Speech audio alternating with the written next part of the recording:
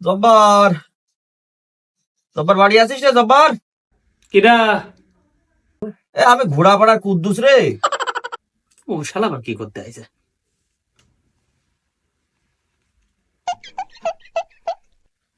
ও কুদ্দুস, হ্যাঁ দোস্ত।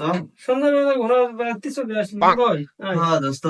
আর বয়স আগে বুঝিসই তো, মাজা টাজা ব্যথা, রে বসতে পারিনি উঠতে পারিনি। বাজারে হালাম কয়দিন তো থাকি ভাই।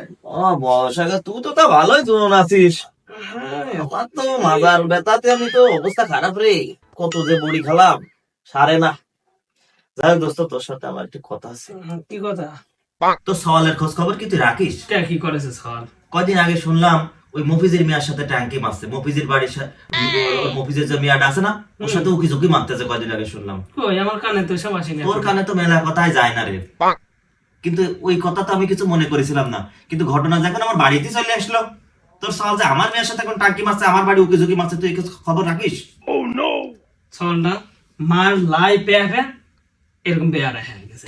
আচ্ছা আসুক আসুক ওর পাশার খাল যদি আজকে না তুলিছি, আমার নাম জব্বার না। মিয়া বড় হয়েছে তো বুঝিস, মিয়ার বাপের কত টেনশন, মান সম্মান কত কিছু ব্যাপার সেটা তো আছে বুঝতে বন্ধু। পারছি আমি। তোর উপর আমি ভরসা রাখছি বন্ধু, তুই এই বিষয়টা একটু দেখ। তুই তোর আর সওয়াল- কোনো চিন্তা করিস নি।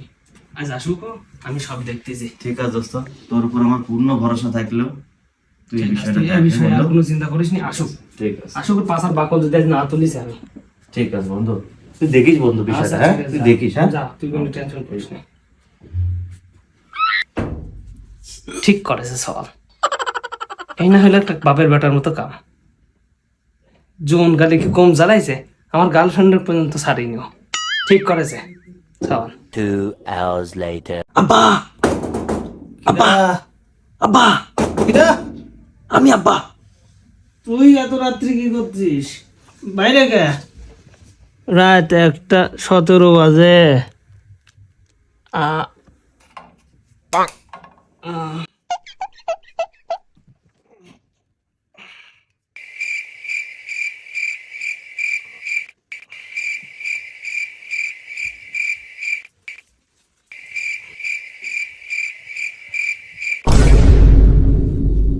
আব্বা, আমি মিয়া ভাগানে আছি। কি? আমার মান সম্মান আমি যা তো সব ধুলে মিশিয়ে দিলি। এই জন্য কি তোকে আমি এত বড় করেছি? বেরিয়ে যা, বেরিয়ে যা আমার চোখের সামনে থেকে। আজ থেকে তোকে আমি খাও আব্বা, ও আসার সময় ব্যাগ ভরে টেকা আর 5 ভরে সোনা নিয়ে আইছে।